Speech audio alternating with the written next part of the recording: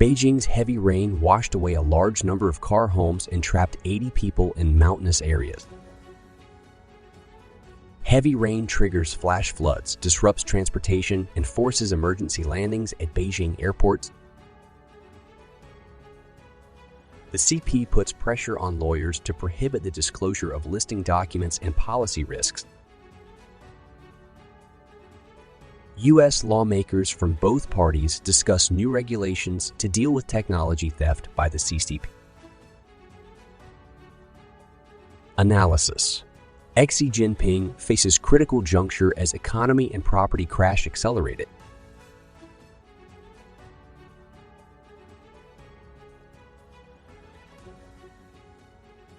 All will be covered today in China Undercover.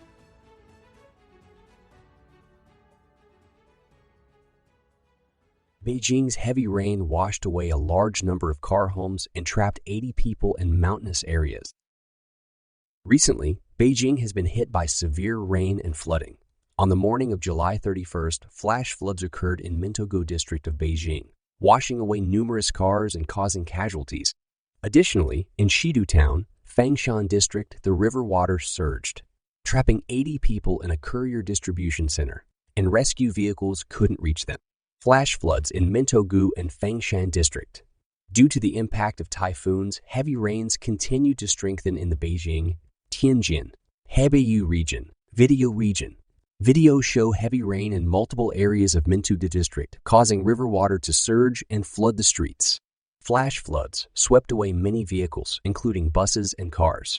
Netizens react. People on social media expressed shock and concern about the devastating scenes and hoped for the safety of those affected. Some criticized the authorities for not issuing timely warnings before releasing floodwaters, which led to so many people and vehicles being trapped. Due to the severe weather, several roads in Beijing were closed and public transportation services, including buses and metro lines, were temporarily suspended. Authorities have also set up emergency shelters in affected areas to ensure the safety of residents. Concerns for central government facilities. The heavy rain prompted increased security checks in areas like Exicheng district, where central government facilities like Zongnanhai are located. Several schools were designated as emergency shelters. Guest houses served as temporary refugee points, and medical facilities were prepared for providing medical assistance.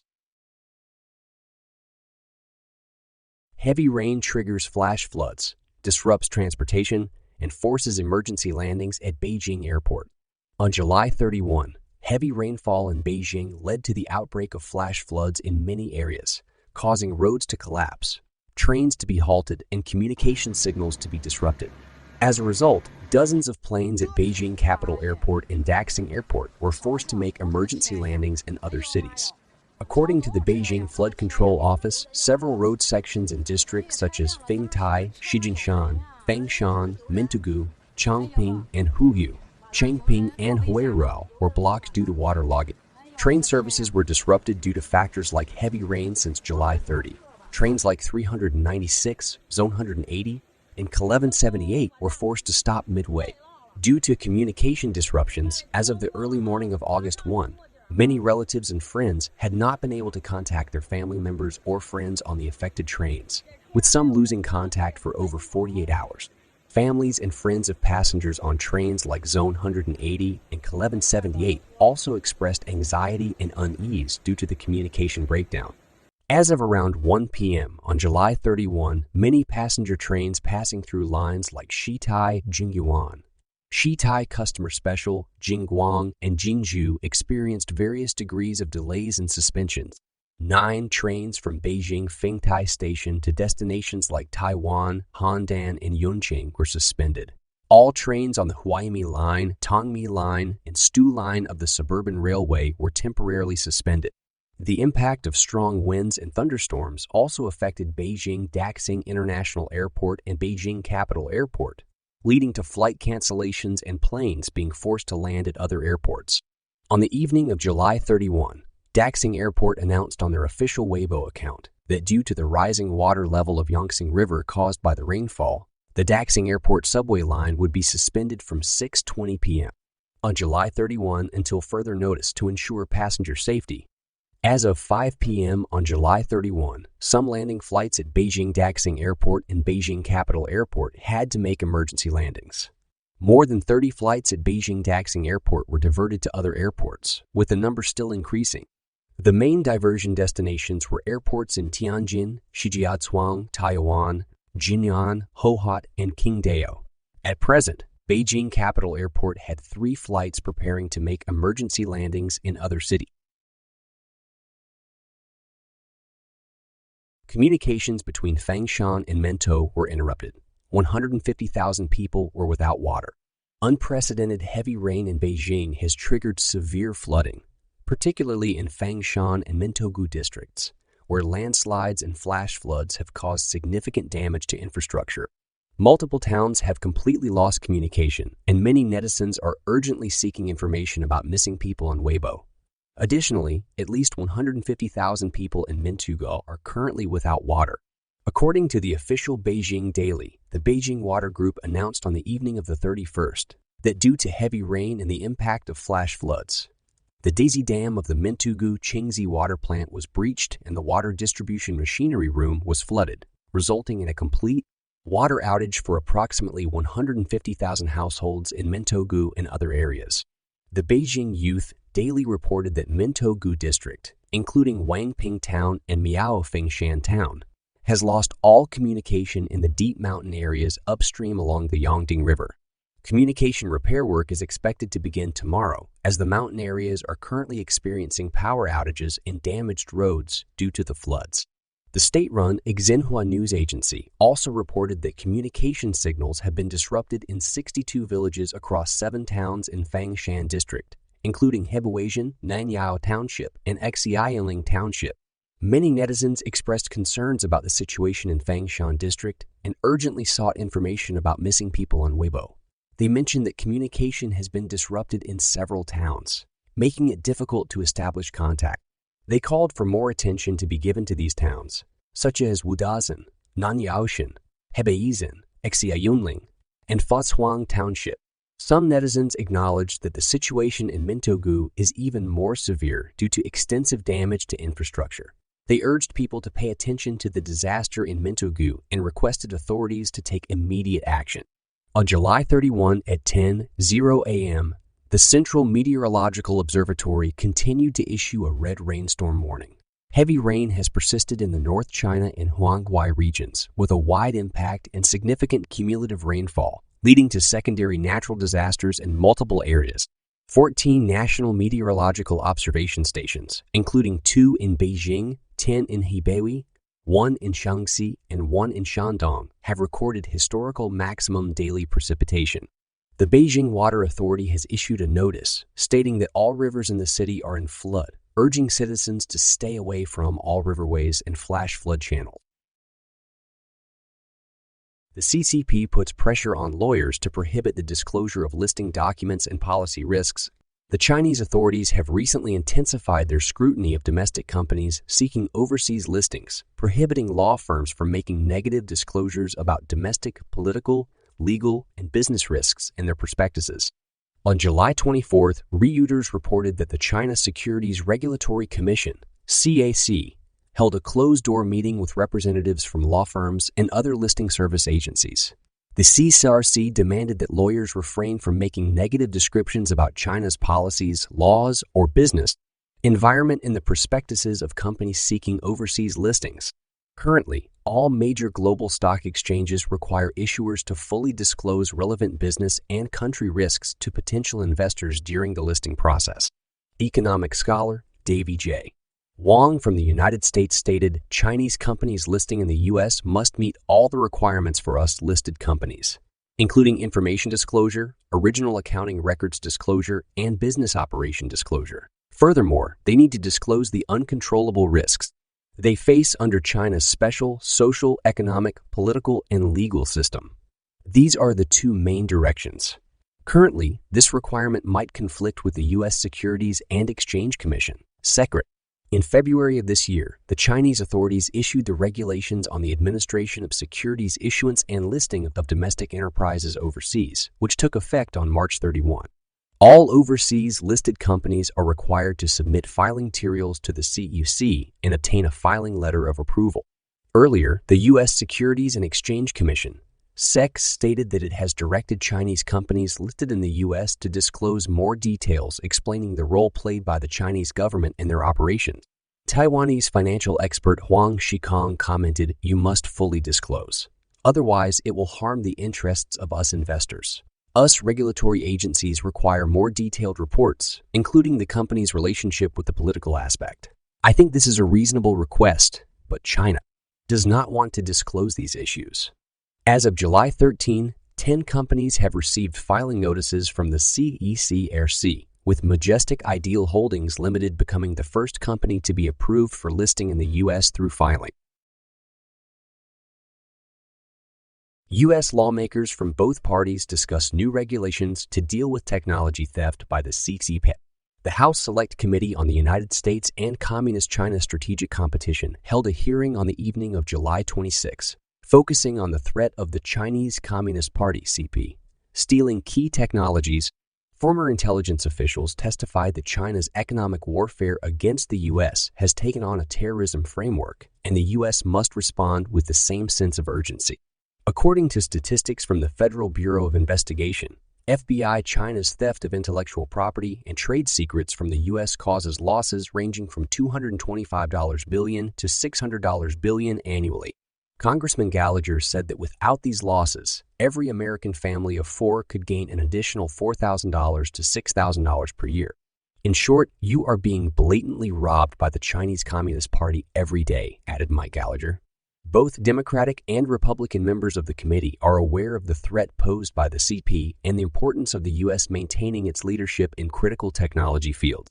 Chief Democratic member of the committee, Raja Krishnamurthy, said, "We know that we must win in these critical technology areas because General Secretary Xi Jinping also believes that they must win."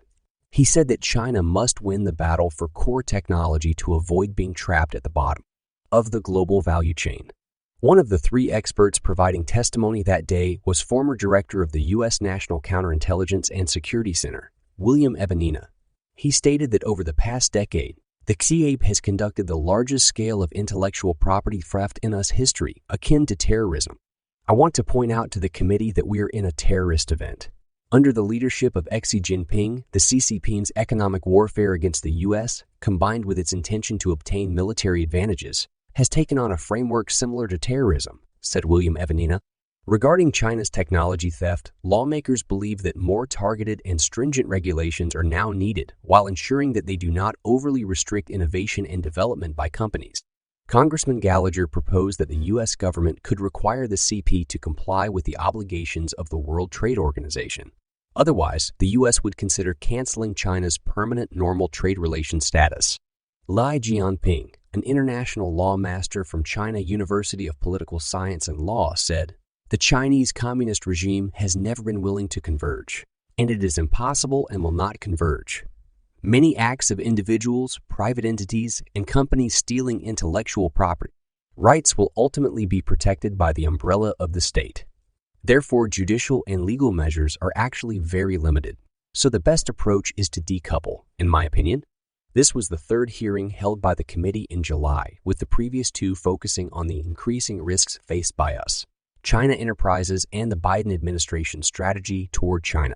Congressman Gallagher said that Congress is willing to cooperate and assist the executive branch in competing with the CCP. Analysis. Xi Jinping faces critical juncture as economy and property crash accelerated. China's economy is currently facing a deflation crisis, with declining consumption and a rapid collapse of the real estate sector, putting Xi Jinping in a critical situation. However, it seems that there are no effective solutions, and China's economy may regress by 20 years. China's deflation crisis.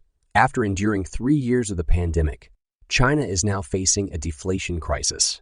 The latest economic figures for June, as officially announced, show almost zero inflation rate, shattering hopes of avoiding a severe economic downturn. Key indicators. In June, China's total consumer spending only grew by 3.1%, a significant drop. Private fixed asset investment remained negative, indicating a lack of confidence among private enterprises to expand their investments. Real estate bubble risk and authorities' inability to resolve it. China's real estate giant Evergrande Group reported losses of $81 billion over the past 2 years and is burdened with debts totaling $334 billion, equivalent to tune of China's total economy. Evergrande's debt crisis is a reflection of the large predicament facing China's real estate industry. The real estate market's collapse and economic recession are largely attributed to Xi Jinping's past efforts to curb excessive debt in the real estate sector.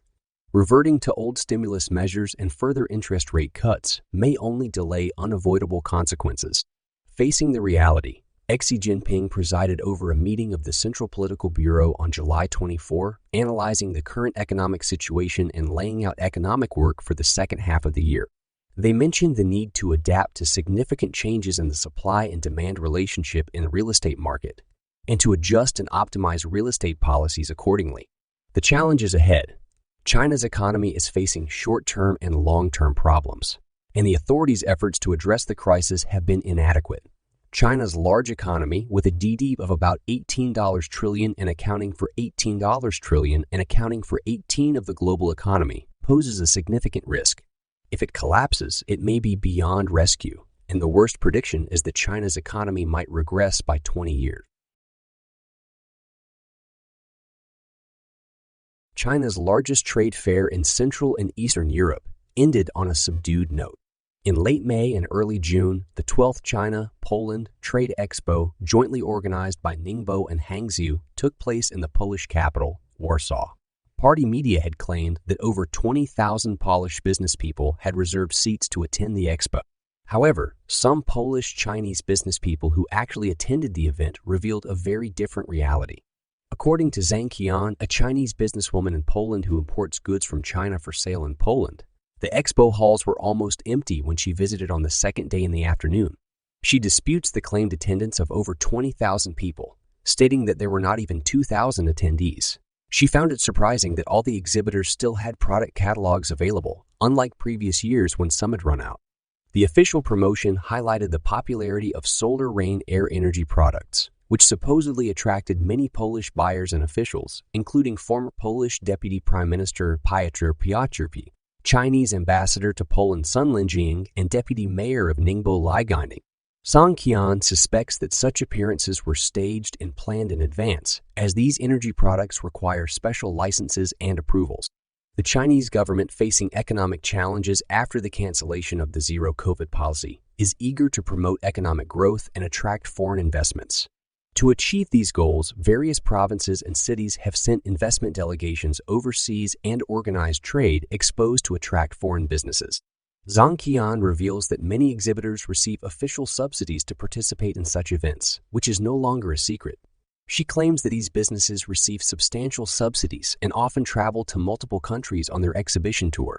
Zhang Qian observes a significant decline in trade volume between China and Poland, which she attributes to the economic recession in Poland and the quality issues of Chinese products. She mentions that some of her clients face difficulties in ordering from China due to concerns about the inconsistent quality of products. Many of Zhang Qian's business friends in Poland share similar concerns, and despite some existing business opportunities, it is challenging to continue importing from China due to these issues. She believes that the decline in the market is partly the result of the Communist Party's focus solely on material gain without considering morale values, which ultimately leads to unsustainable practices. After wandering around the empty exhibition halls for a while, Zhang Qian left the expo without finding any promising new products or potential collaborations this year. And that is today's episode. If you found this video informative, please subscribe and ring a bell to get notification. Thank you for watching and see you next time.